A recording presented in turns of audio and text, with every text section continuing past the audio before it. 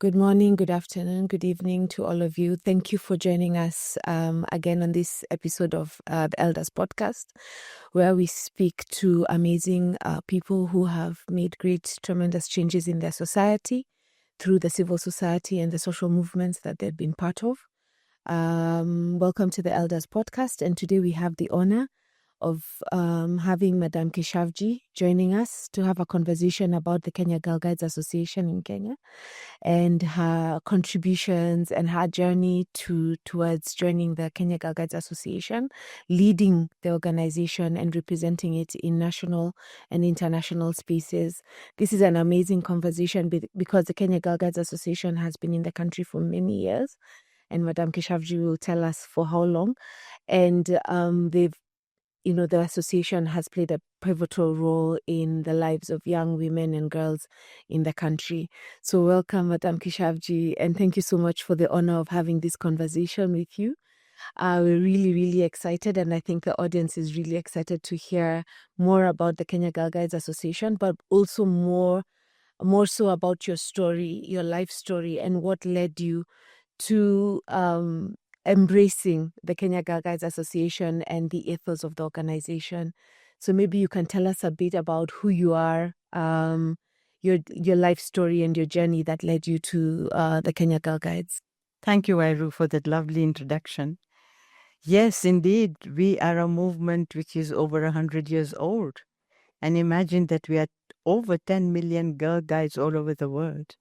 So it was a good thing that Lord Baden-Powell and Lady Baden-Powell made this happen. And that they were interred here in Kenya. So they found Kenya as their home.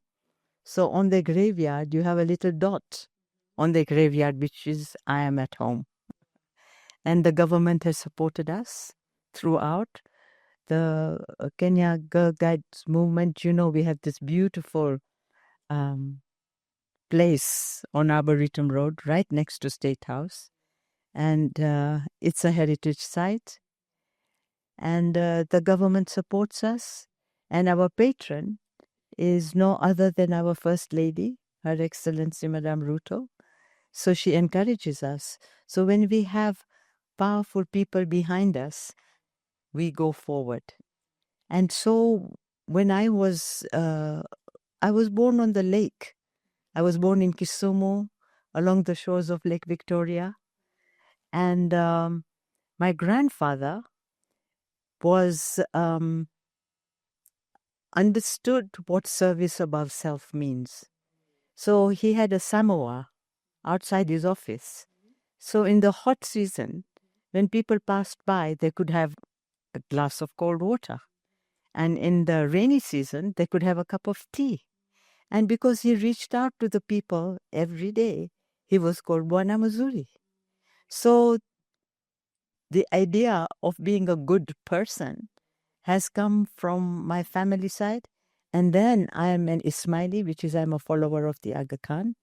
And we believe in reaching out. So wherever you are in the world, make a difference in the community that you live in and with the people that you work with. So with that background, when I joined the Brownies in 1957, I have to tell you that in 1945, when I was born, there were no toilets. There was an outhouse and there was a bucket system. And there were no telephones. So you had to dial and say, operator, operator. And then you got through. And it was amazing that somebody had a phone. So these were the times where I was born. In a time when there were no airports. So on the lake, the seaplanes landed on the water. Wow, in Kisumu? In Kisumu. Wow. So when the Aga Khan visited Kisumu, he landed on the lake. On Lake Victoria. On Lake Victoria. And many other things landed there. When boats came from up country with watermelons, they would throw the watermelons overboard and they would wash to the shore. And of course, we are known for our tilapia and gege. So it's a rich lake. So when I got the opportunity in 1957 to join the Brownies, I took the opportunity because I thought now I can follow in the footsteps of my grandparents and my parents and reach out. So, of course, my duty as a Brownie was at a community function. You give water to the older people, you help them with their shoes. However small, it was still service. And then when you put your hand up and you say, I promise to do my best, and I thought, what else do I need in life? That on my honor, I promise to do my best, to do my duty to God and my country. And that is our ethos. So that shaped my life as a student. It shaped my life as to how I chose to be a teacher, how I reach out, how I act with my family.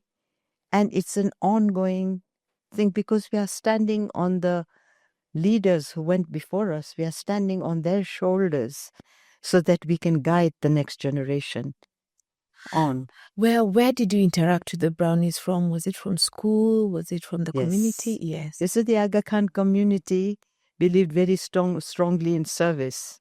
So we had a very strong Brownie movement and a Girl Guide movement and Rangers. And we were so proud. You know, we had a little badge, which I wear, and I used to polish that and keep it in a little cotton wool box. Yes. And you've had that badge I've for how had long? that badge since 1957. Wow. And of course, now I've got the Africa badge and I've got the Thinking Day badge. So I have many badges. Okay. And how did you then progress from when you were a Brownie?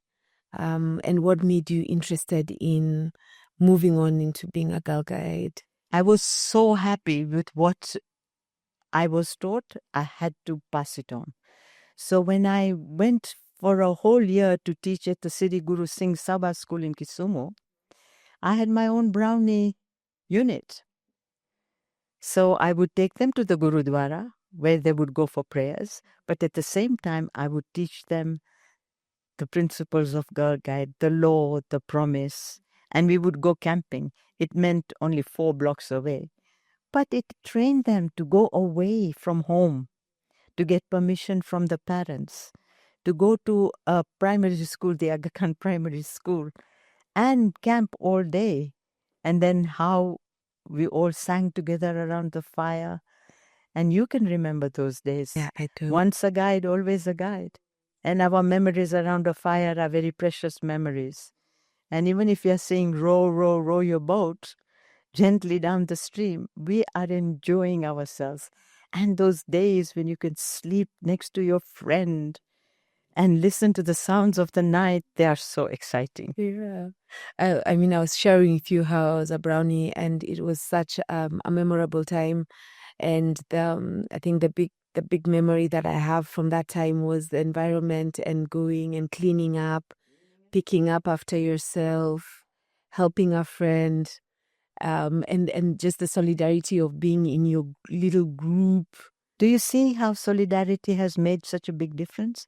So when we are secure, if I'm secure in my relationship with you, my relationship with the movement and my unit, that is a big advantage. Once we are secure, then I give you the opportunity to talk and the opportunity to be heard.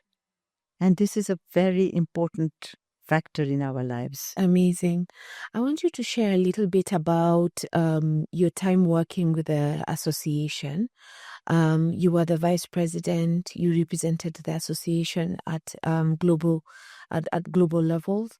So maybe you can share about how you got into the association and how the Kenya Girl Guides is structured, so that you can share how you operate at national level and at global level as well. You know, we have the World Association of Girl Guides. It's called WAGs, right? And under that, we have the local associations. So the Kenya Girl Guides falls under that. We have our chief commissioner, we have our chair.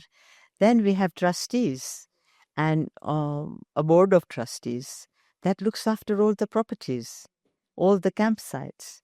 Then we have the Trefoil Guild, will the seniors belong to? So we have many levels. And so this continues, so that from primary school, when we are lucky and the schools are willing, then they join the movement and we keep all the students together so that we are teaching them about life skills, AIDS, inoculation, health, education, environment. And now, as you know, environment has become a serious issue, not just in Kenya, but all over the world. And we are very conscious of planting trees and replenishing our Mother Earth. Because after all, we are mother one way or another. Either we have a mother or we are a mother ourselves. And we have to learn to nurture our Mother Earth. Yes. And how many members do you have globally and in Kenya? We are 10 million girls all over the world. We are a very large association. And when we get together at a world conference, we are represented by so many countries. We learn so much.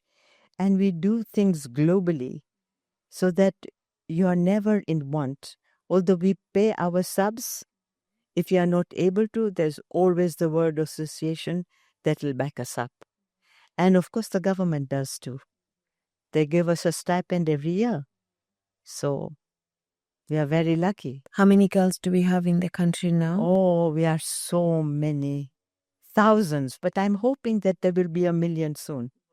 Because I belong to the Hawkers Market Girls Center, where we recruit 20 girls every January from Korogocho, Huruma, and Deep Sea. And these are informal sectors where the girl guiding idea hasn't fallen through. So we encourage them to become girl guides. And when they make their first uniform and they wear their first scarf, you should see the pride on their face. And then the Girl Guide Association gives them leadership training and they go camping too. Tell us a bit about that, how you started the Hawkers Girls. So I used to shop at a little vegetable market on Limuru Road, opposite the Aga Khan Hospital, Aga Khan University. And we would watch these girls chokorang, gathering things from the rubbish dump and putting it straight into the mouth. And we were 3 of us, me and my neighbor, and we were all teachers. So we thought, no, let's tell them to come and let them wash what they're eating before they take it home. Then we started telling them stories, teaching them reading and writing. And they did so well in primary school that the Asian Foundation built us a classroom, a dining room, an office, and we had a water tank. We collected water, and they had the little shamba. We grow our own food. We did drip irrigation, and the United Nations Food Organization gave us a prize out of 148 countries. And then we replicated it in the refugee camp in Dadaab. Yes, we were in Dadaab. Oh, wow. Because we explained to the people that you use a solar cooker to cook and collect all your waste and put it in the ground because it will grow things. It was a wonderful journey. How long has the organization been there for, and how many girls have passed through your hands? My hands, you can do the maths. 33 years at 20 girls a year. Wow. So that is a lot. So, and then when they do IT work, one has become a nurse. And when she was headhunted by a hospital in Virginia to say, will you come and do nursing in the US? And when she agreed, they paid for her visa, they paid for her transport, they paid for her accommodation and her training. And when she did so well, Yvonne Matheka then got her family to join her in the US. And I said to her, Kenya is your home. Come back and serve Kenya as well. Mm-hmm. Back to the Kenya Girl Guides. I was wondering, maybe you can tell us a bit about some of the ethos and some of the activities that maybe a brownie would typically do in their club or in their school, and what a typical girl guide in primary school would do, and what a ranger ideally would do. And then maybe you can speak about when you join the association post high school, what supports or what administrative kind of arrangements there are up until when you're at a trustee level or at. Sure. Yeah. So as a brownie, first of all, you learn to belong. So there is security. When you go to your Girl Guide brownie meeting, you are secure. You wear your badge, you wear your uniform, and it's an opportunity to express yourself, because there are other young girls who are like you with similar problems. And then when you sing together and we sit around a fire together, that is a great deal of bonding. And you are recognized in the community. When you see a girl guide or a brownie in uniform, you know you can trust them. So then you learn, what is your honor? On my honor, what does it mean? So you begin to see what is inside of you, which is honorable. And that encourages you. And so then you go on to serve in the community, you serve in the school, and when there is a public function, you are out there as a brownie, as a girl guide in your uniform. You are the guard of honor, isn't it? You welcome the VIP. That is a great source of pride. And can you imagine when we welcomed Lady Baden-Powell and the Queen? It was a great honor. And of course, now we have Uhuru Day, we have Masuja Day. So we represent the country. That is a wonderful thing. And as you grow older, then you get involved in life skills, inoculation, general health, look after the elderly, look after your community, learn first aid. And then we have challenges, of course. But you learn that a challenge is not a challenge. A challenge is an opportunity. So when we have a challenge, how do I do first aid with the small resources that we have in the Hawkers Market Girls Center? So we have people that we can look up to who are beacons of light, like Mrs. Kiplagat is for me. She is my beacon of light. She is the person that I follow whenever I'm in trouble. During the COVID, I said, now I think we have to close down. She says, you cannot abandon a sinking ship. She gives us encouragement.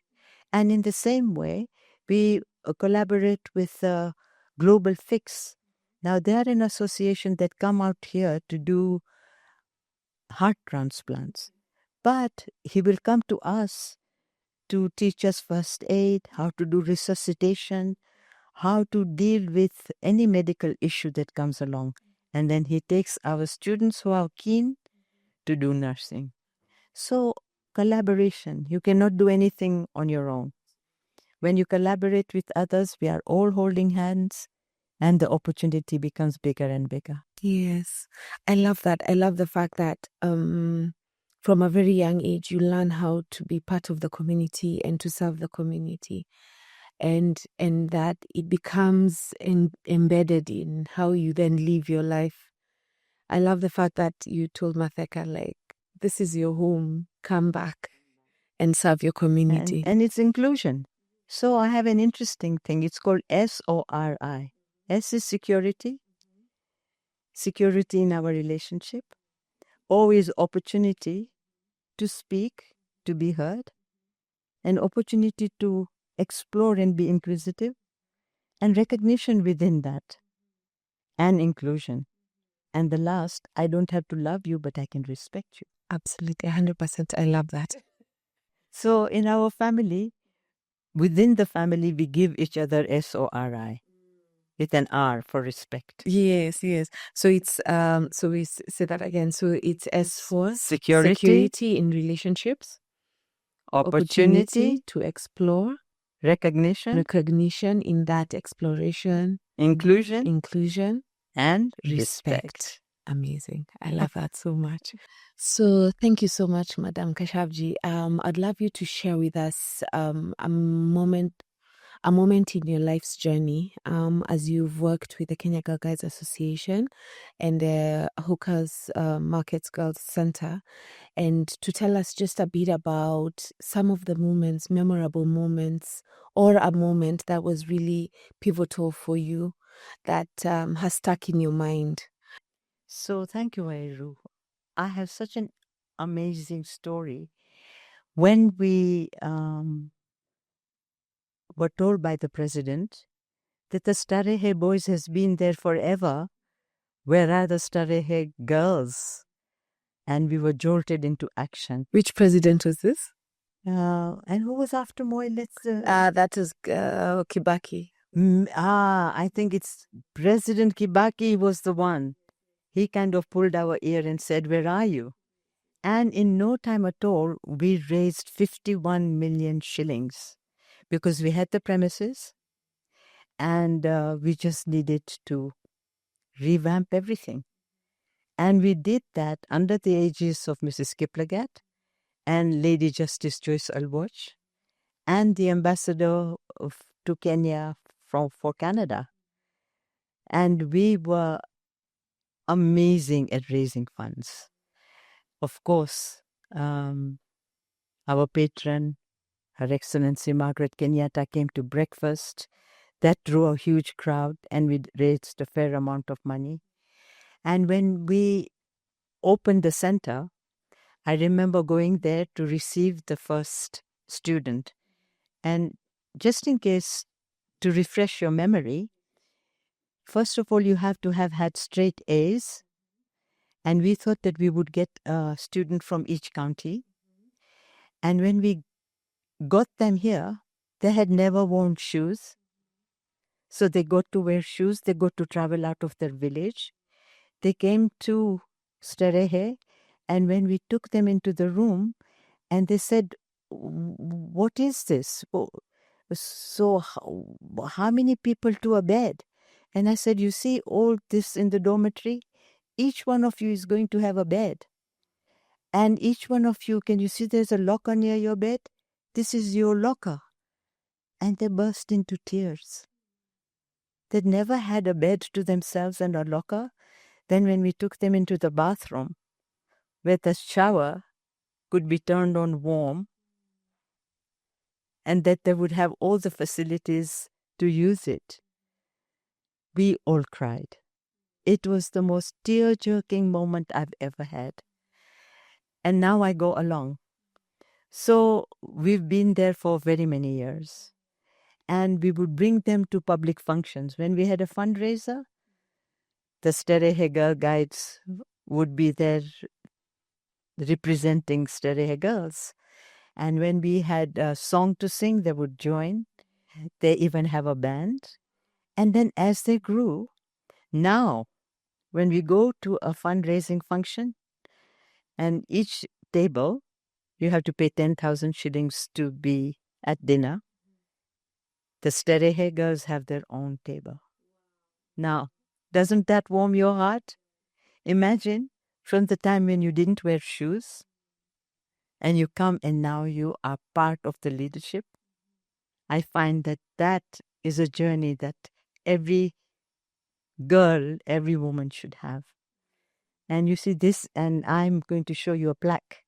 This is a plaque which we received for the service that we did for all those students. Amazing. There are over 500. They have beehives. They have cows. They all learn how to do cooking, whatever profession they want. If they want an internship, if we tell them that they're from the Starehe girls, they're welcome. Amazing. So it says appreciation, Starehe Girl Center, elimu yetu nguvu yetu. So our education, our strength, presented to Mrs. Shariffa Keshavjee in acknowledgement and appreciation for 10 years of outstanding and dedicated services as a committee member of the annual fundraising charity dinner. So for 10 years, you've been raising money for this amazing And then school. when I said we can't do it alone, So we got the British ambassador to come in and do one fundraiser, then the Swedish, then Belgian, the French, the Portuguese. So you sit together. You know what we do is just build collaboration across country. And I think it's just the collaboration and the partnerships to transform Let's people's hold lives. hands. And doesn't our anthem say everything? O Lord of all creation, bless this our land and nation. Let justice be our shield and defender. When we hold hands in justice, there is no other way but to go forward. Amazing. Yeah. And I think like everything is connecting, even with the ethos and the values of what you were speaking about, having the opportunities. So I see, creating opportunities for others to be able to be the best versions of themselves, to explore their potential. And this is what it is, to take a girl to her highest potential. That's our motto. Really? Yes, Amazing. indeed. Isn't Amazing. it? It is. We yeah. are on the same page. Yes, absolutely. And then also, they come in from families that are disadvantaged, but then they find solidarity with other girls, with the movement.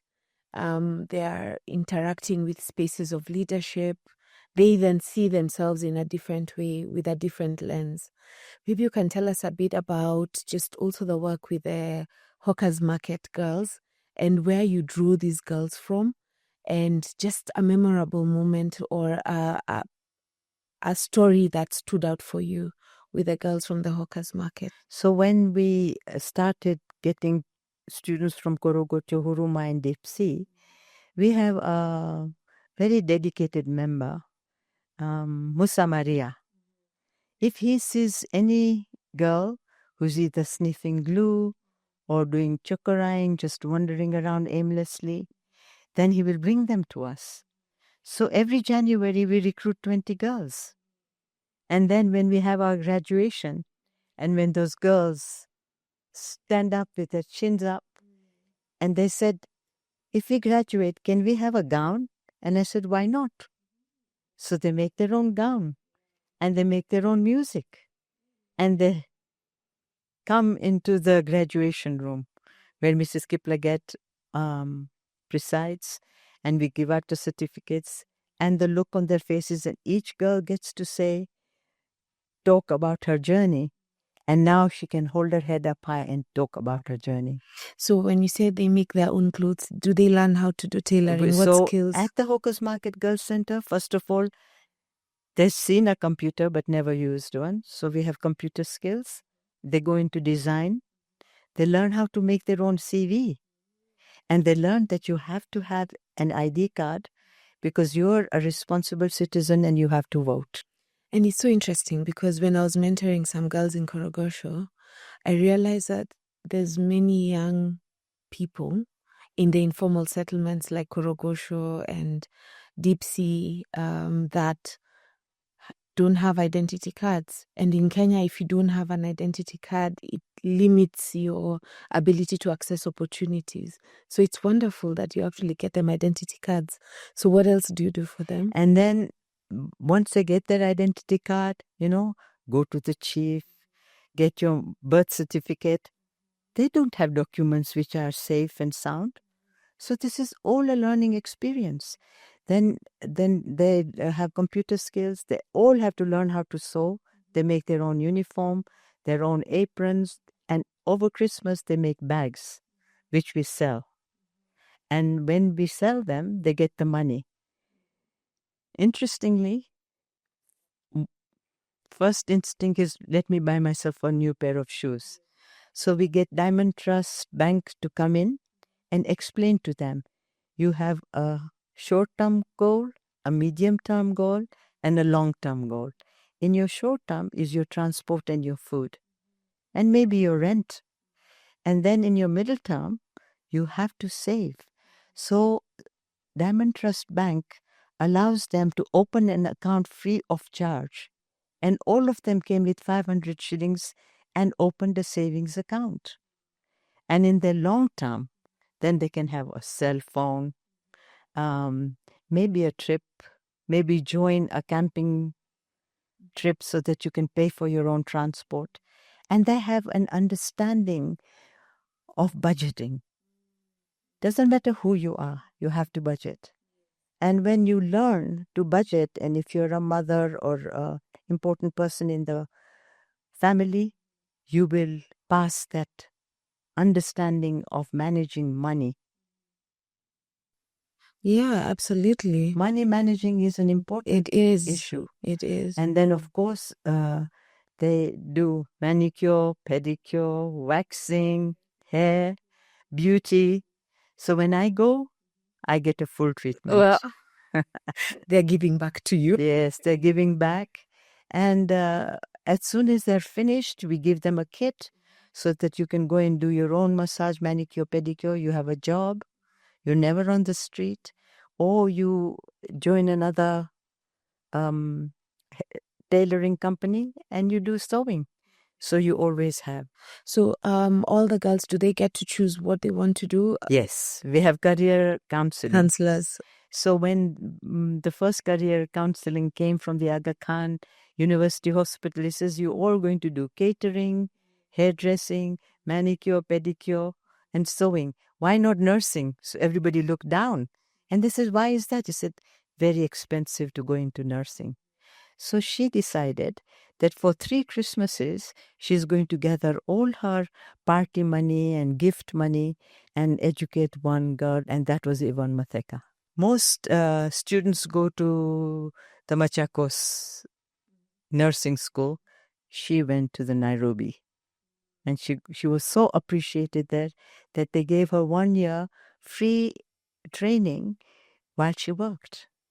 And when she was in emergency, she says, I'm saving lives, Mrs. Keshavjee.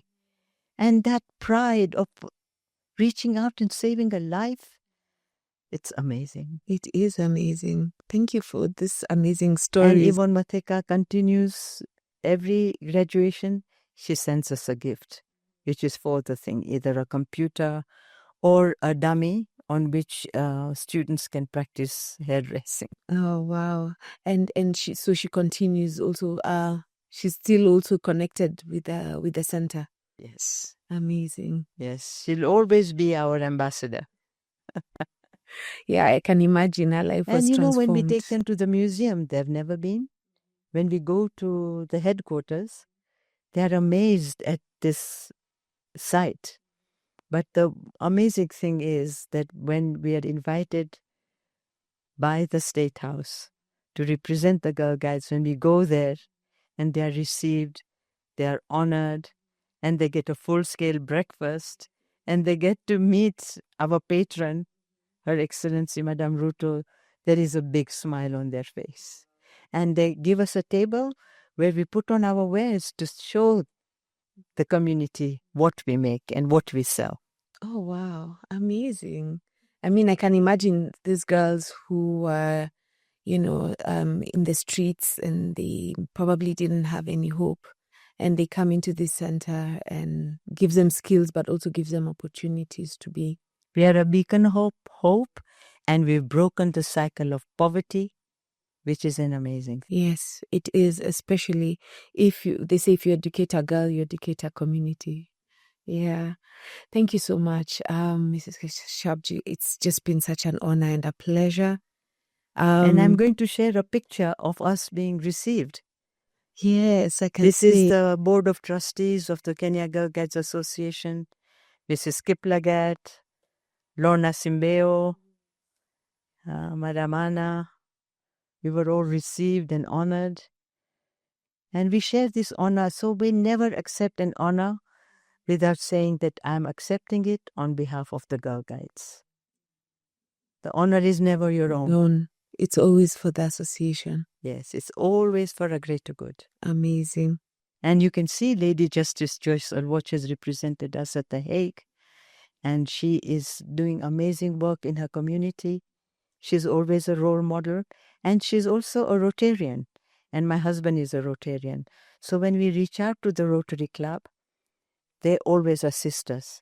And I'm a very proud I have an honor badge here. It's called a badge of honor from the Rotary Club. It's an honor that you receive for putting service above self. And on this side, I have a badge from the Aga Khan community, which also puts service above self, because we have projects in Kilifi, in around Kisumu, harvesting honey, making sure that all women have a job. Because once you have a job, you can pay for your health, you can pay for your insurance. And the older people look after the wells. And so thousands of women are able to access water in their homes through the Aga Khan Foundation. So collaboration is very important. Indeed.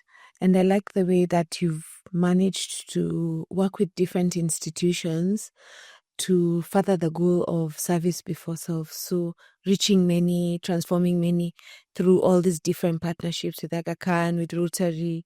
And Paul Harris, he gave an award for service above self. Yeah. And now environment has become a very big issue. And I'm hoping that Kenya will be a step ahead of some cities. Nairobi, it will be ahead, because if you go to Delhi, you cannot breathe. If you and us sitting across each other on the street, we cannot see each other because the air is polluted. And Nairobi, inshallah, will not reach that, because our government and our citizens are aware.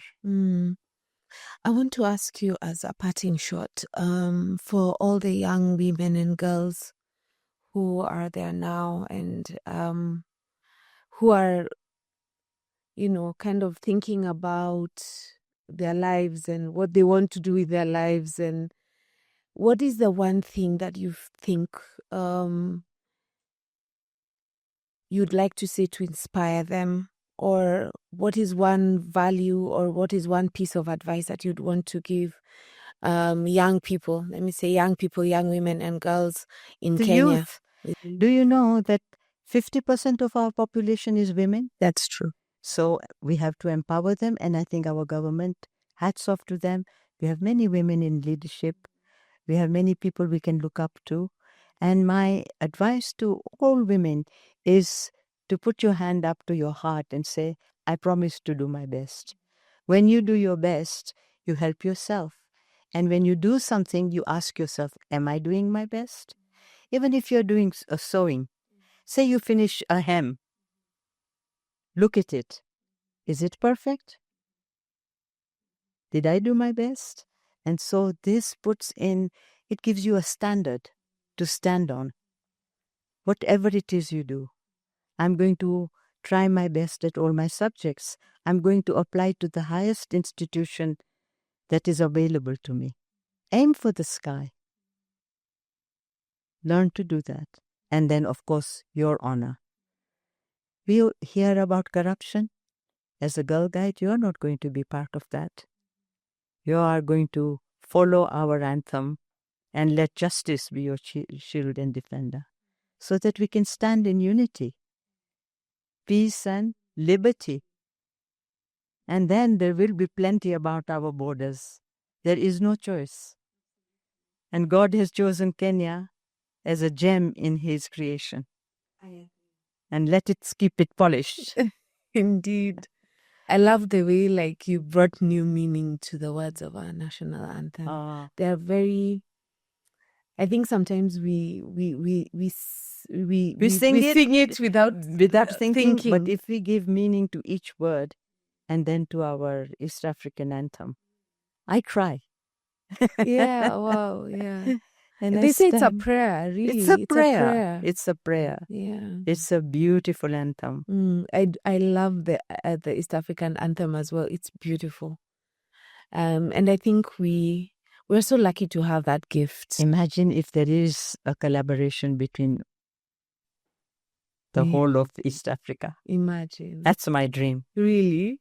And do we have the Girl Guides and the association in Tanzania, Uganda, Rwanda? Yes. There is nowhere you can go in the world and be lost.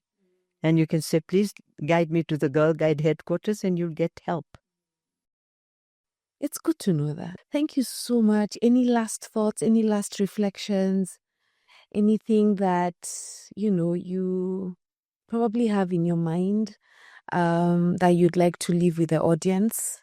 I would like to say thank you, Wairu. You're doing a wonderful job. Thank you to your team. And I would like to say that when you spread the word about women, about youth, about progress, youth is our future. So yes, youth, get there and say it the way it is, in peace, in harmony, and in love. Without violence, there is going to be peace. Be peaceful. So, Iru, you know what I feel? We are on the same page. You're a storyteller, and I'm a storyteller. So, in the Hawkers Market Girls, each of our girls tell a story, and we compile them with pictures, and it's called Empowered Women. So, if you go online, you can see what stories they have told. And I write for children. So my story is called Momo the monkey, who was a real monkey in my daughter-in-law's house. And she was allowed to adopt it. And it got into mischief. So I wrote about that. And the second book is called Where is Momo? And Momo the monkey is now translated into Swahili. And I'm hoping that many schools will use it as a reading text. Amazing. Can we get it in the bookshops in Nairobi? You can get it at Story Moja. So please share it with you. It makes a beautiful Christmas gift. It makes a beautiful birthday present.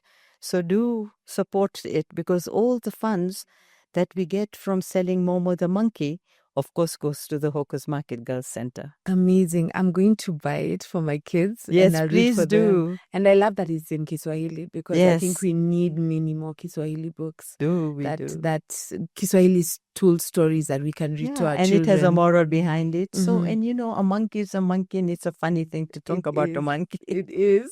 And it's a real monkey, so it's Yes, even better. yes. Thank you so much again. And we will be looking for the book. Please go, if you're in Nairobi, and if you're online, go to the Story Moja website and look for Momo the Monkey. Thank you, Mrs. Keshavjee. Thank you again.